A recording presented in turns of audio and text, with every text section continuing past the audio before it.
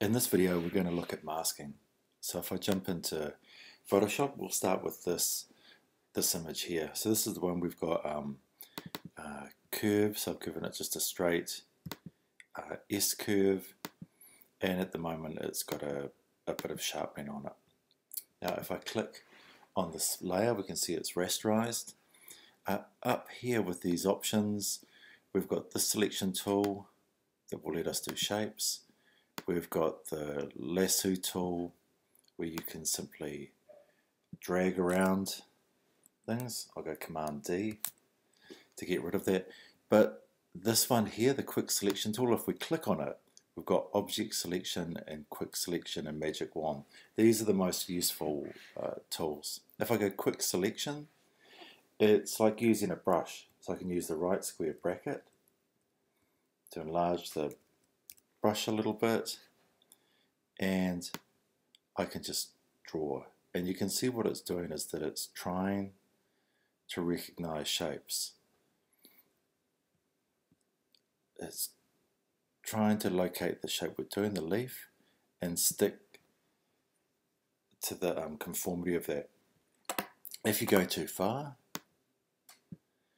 you can hold down the Option key and you can paint that area back out. So I've actually gone into the leaf. So now, without holding the Option or Alt key, I can just paint this back in. It's getting a little bit rough now, because what happens is that the more you go over an area, the more you're teaching the AI within Photoshop what you're actually after. And so if I go back and forth over this, I'm using the Option key, and then I'm drawing over this bit. It will start to work out what it is that you're after. So that looks pretty good. So now I can come down the bottom here and I can hit the quick selection tool and it will give me a mask. If I want to see this, I can click on the adjustment layers. I'm just going to go solid. Choose a color, and then I can just click and drag on that and drag it under that layer. It just lets me see the edges to see what's working and what's not. If I hold down the Shift key and I click on the mask, it will switch it off, and if I do it again, Shift key, click on it, it will switch it back on. If I hold down the Option key and I click on the mask, it will show me only the mask. And I can see here there's a few little bits. If I hold down the Option key again, it clicks back to normal. Now the thing that's really important to understand with a mask is that if I look in the channels, here it is here. We have our channels for red, green and blue that make up the color, but here we have what's called an alpha mask, and that's what we're creating when we're here in the layers. Because it works in just black and white, if I hit D, just the D key, it will change these to black and white, and if I change it using the X, every time I hit X, it swaps the foreground and background color around. Now the reason this is so important is that when I click and I'm on the mask, and I can tell because it has the corners highlighted, I can get a brush. I can, in this case, I'll change that to reasonably hard. I'll change the size down a wee bit, and because black's the foreground color, wherever I paint black, it's going to hide what I'm looking at. So you can see here a little bit on the leaf has been lost. So if I change the foreground color to white, I can come in here and I can paint that little bit back in. X swaps it around to black, and I know with black that I can come in here and readjust that edge and paint it out. So very quickly, if I scribble in the leaf, black is going to create a hole. X, I change it to white. I can paint that leaf back in because I'm just working with the mask, and this is a really important a process to understand, that you're just painting in black and white. Okay, so that's done not too bad a job. So with that understanding of the black and white, this area down in the stems, which was a little bit harder to control, I can now go in and using black, make sure I'm on the mask. I can come in here and say, okay, I'm going to cut out around that shape. Notice that I'm going over this leaf here. I'm just focusing on the line around the top one, and that's because I can just hit X, change to white as the foreground color, and I can paint it back in. X again, I can paint out that area, and if I go over the edge, X, and paint it in with white. So by using the X key, you can, in the paintbrush, you can very quickly move around and tidy up these images. Hit X again, paint that back in, X again to get the black, and I have that. I can come up here, using the left square bracket, I can make that brush a bit smaller. Black's my foreground color, so now I can paint this stuff back in, doing a little bit faster now. X to rub off that bit, just so that you don't have to sit here watching me painting the mask the whole time. So again, really quickly, not worried about going over the edges, because I know I can just hit X and paint them in to get that sharp corner again.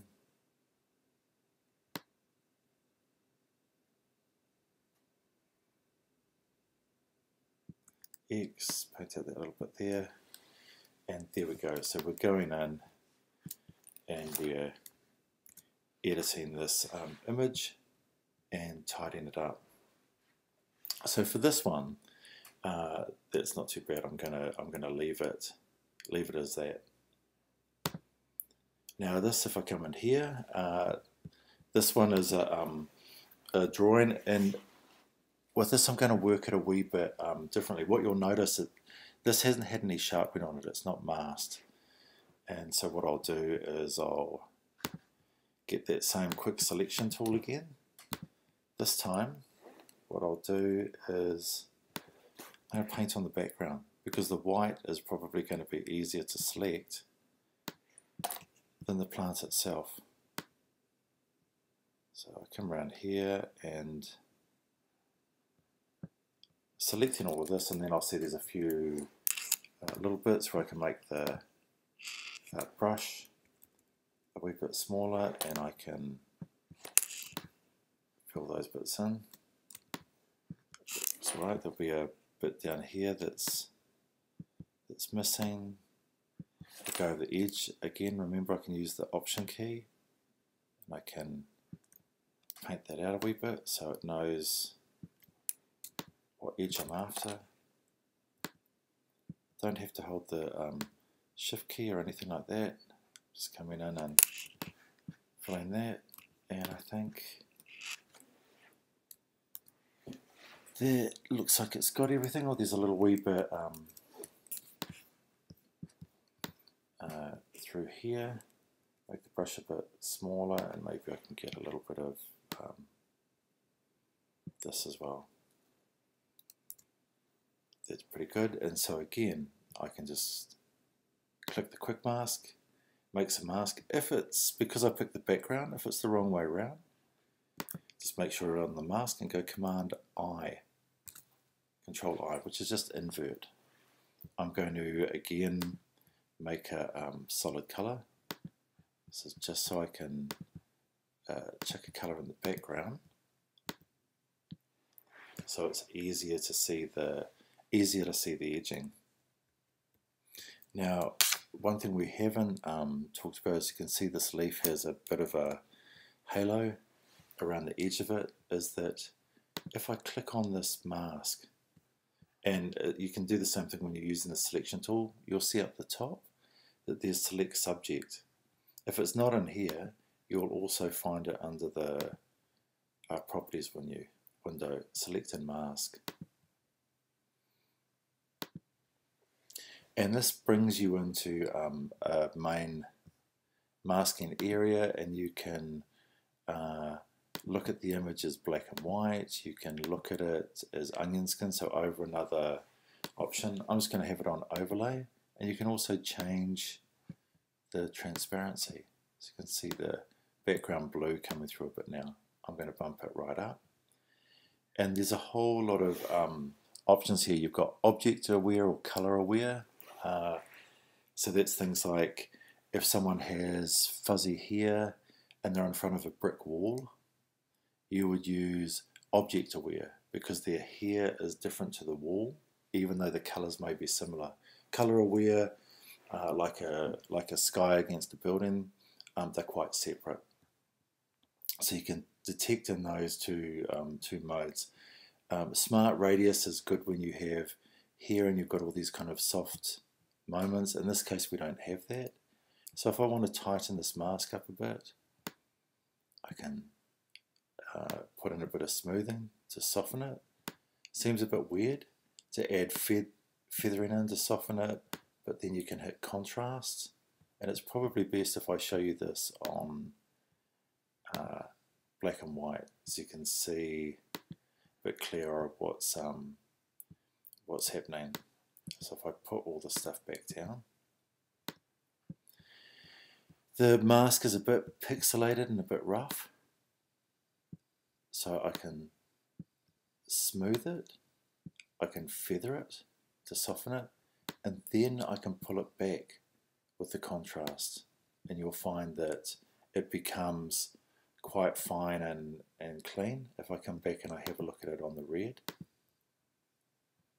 sometimes what you have to do is with the shift edge, and I'll do this dramatically so you can see what happens. See it sucking in, and the edge can also be blown out. So if I put it back on 0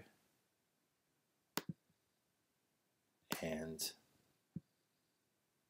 pull it in just a little bit, it will sharpen up that mask. Down here with the outputs, there's a whole lot of options, but the one I use is new layer with a layer mask. So it's created a whole new option, and I've still got the original here if I want it. But one last trick is sometimes when you're doing this technique, you'll end up with these funny little corners just in here. What you can do is it's on the image at the moment. So if I click on mask, you can get the smudge tool. The strength is right down, like it's quite soft, and you can come in here with a small brush in this case and just kind of pull that mask in a little bit, and it gets rid of that corner. So we'll see if we can find another one.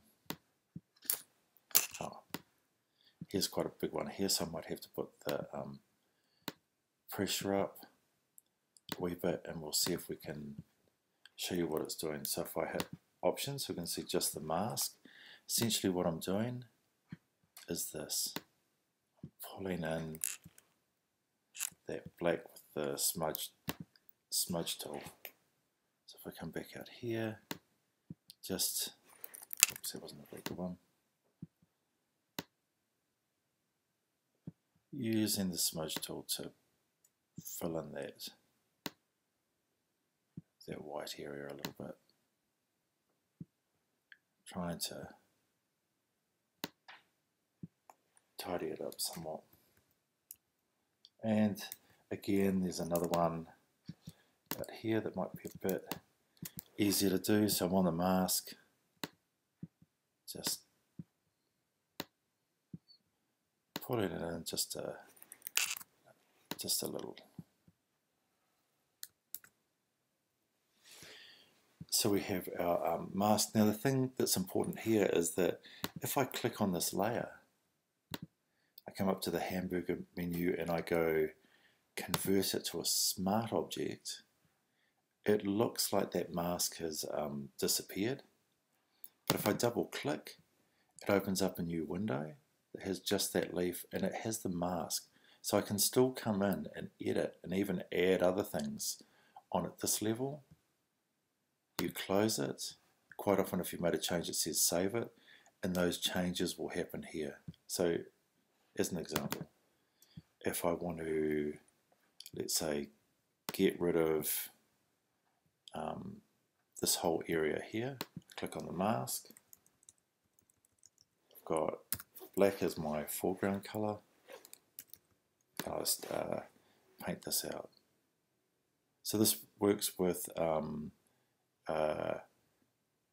colorizing, or this might be an area where I add the sharpening on at this stage.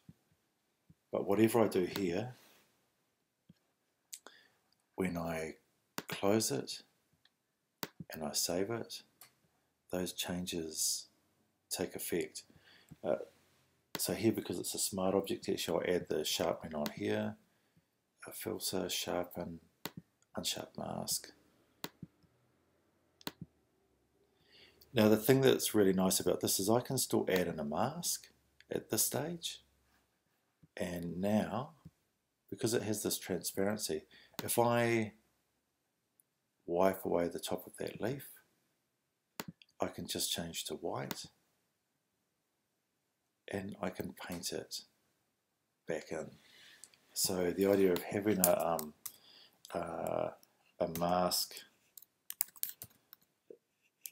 at this stage,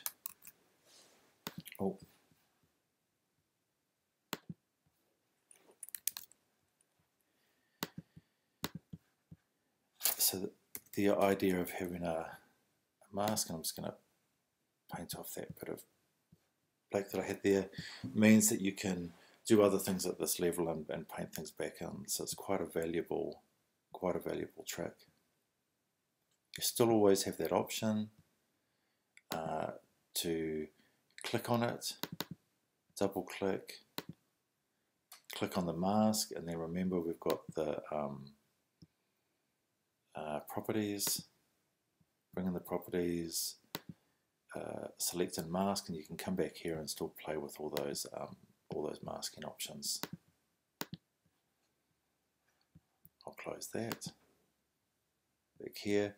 The last one, we're going to use a slightly different selection technique. So with this one, under select, you have a few options here. You can actually, if you have an image where you have, say, a person's face and they've used a short focal length and the background's really blurry, you can select by focus. In this case, we're going to try color range because the sky is blue and the rest of it is different. So with the selection here, we can actually add to that selection. So you can get the plus. You can click on these areas to make it a bit darker, but if we go with the fuzziness, you'll see that it either selects less or it selects more. If you go too far, you can see it selecting all these internal areas, but you can come back here, you can get the minus, click on some of these grey areas and you can see they're disappearing. So it's kind of a combination between the fuzziness and these selection devices. So if I go OK, and I can make a mask, and again, if I want to check what this mask looks like, let's just make a solid again.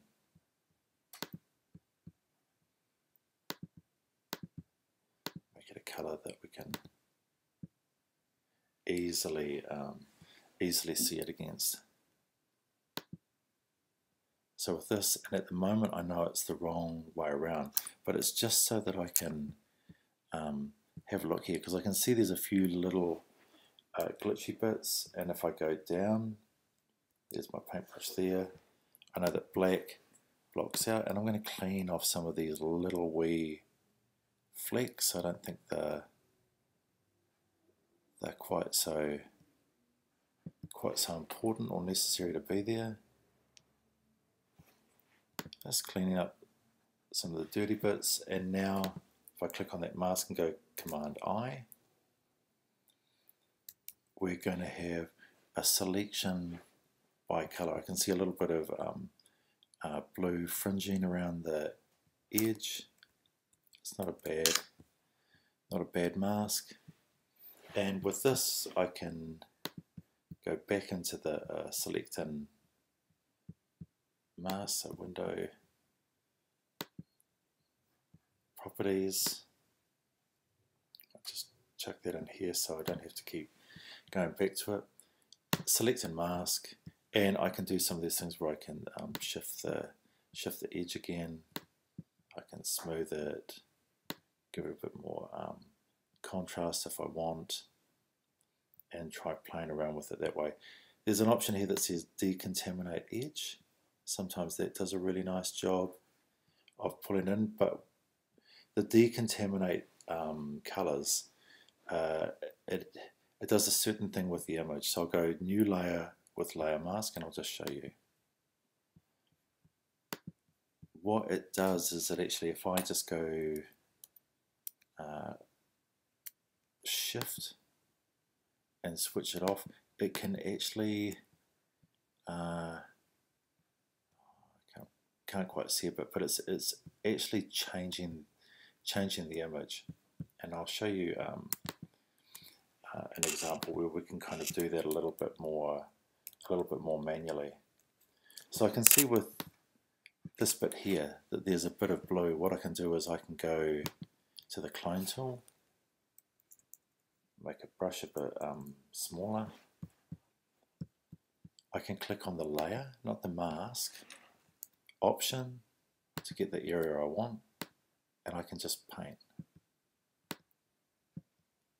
So what it's doing, if I come over here, option, and the same here. Now if I switch off the mask, you can see it's me actually just painting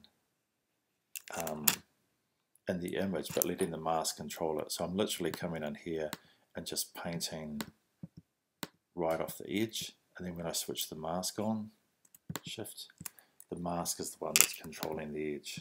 So this one here, I'm on the layer, option, click on the leaf, and I just paint. I'll try and do it so you can really see what's going on. So now shift, click on the mask. So you can see there, I'm actually painting that whole blob in, destroying the image in a way, but then controlling the edge with the mask. Same with this. So there's these little options and various ways that you can kind of start to play with it. But in the end, it's done a fairly good job of masking the image. So all of these things now are going to have their level of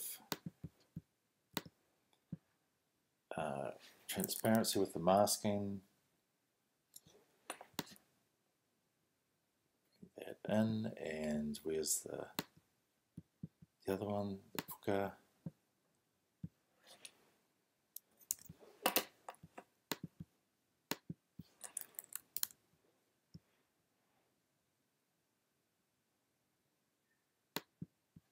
Okay, so let's just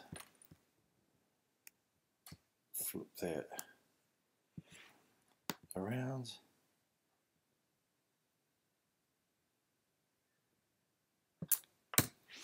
Hit return, and there we go. So we've got all of these options in here. Now the thing is, I can grab all of this except for the red background. So shift click on it, and I can make a group. So everything now is in that group. And with this group, I can still attach adjustment layers on that. So now if I go to some of my color ones, there's things here with color balance, so I can push it all into the blues a little bit, so cooler colors.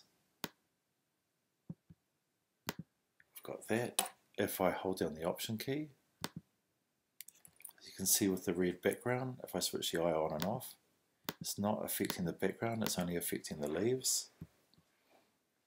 I'll grab Hue and Saturation, and the reason I like the Hue and Saturation one, so first thing I'll do is I'll clip it so it doesn't affect that red in the background, is you can go through and you can change the colors with the hue.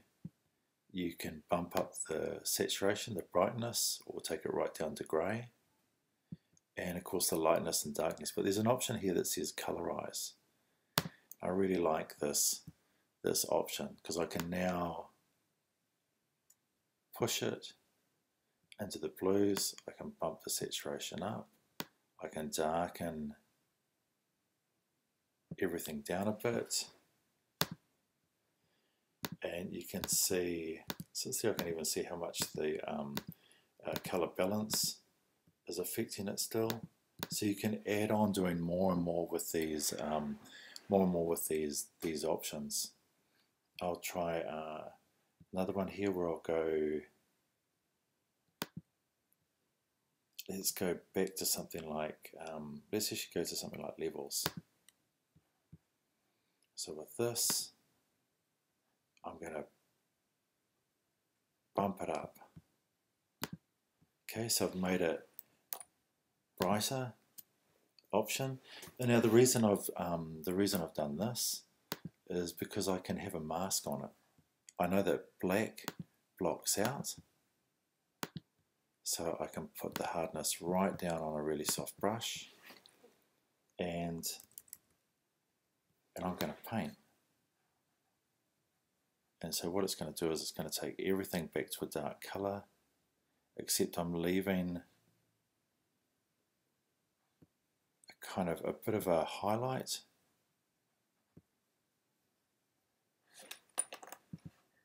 along this edge here. So I'll paint this in a wee bit. Paint this so black is taking it back to what it was. I can also do things like I can go to the with the actual image. I can select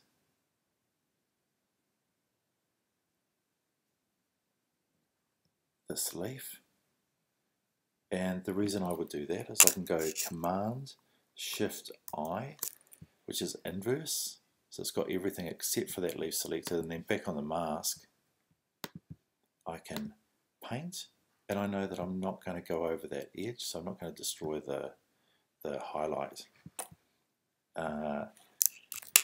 Now I probably want to do the same on this edge, so I've got that, and that's just so that I can go back with the opposite, white, and I'm going to paint it, maybe not quite so soft this time.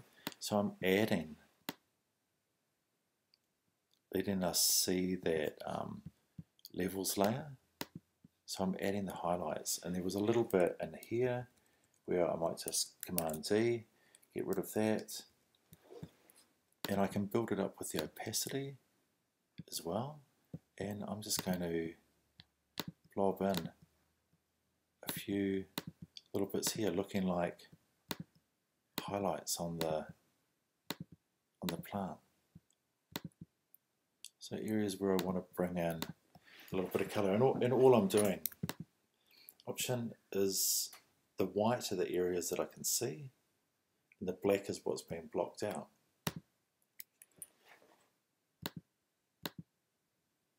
So if we switch off some of these,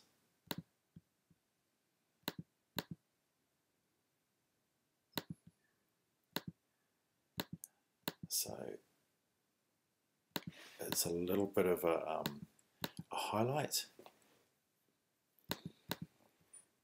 and then we've got our blue, and then we've got our colours. So I'm just leaving little bit of highlight there. This colour here, I'm going to double click on it and actually I'll make it a really dark blue, so perhaps it looks slightly more like a scene at night, a moonlit night. I'll go OK, and so now we're starting to build things up a little bit. This thing here, like I can flick open the layers and I can still go in and change adjustment layers or even add more in, and that's having an overall effect. But remember, I can still clip it, so if I only want it to affect these leaves, Option, clip, and it's only affecting the leaves. So you can still go in and kind of individually work with these layers to build up an image.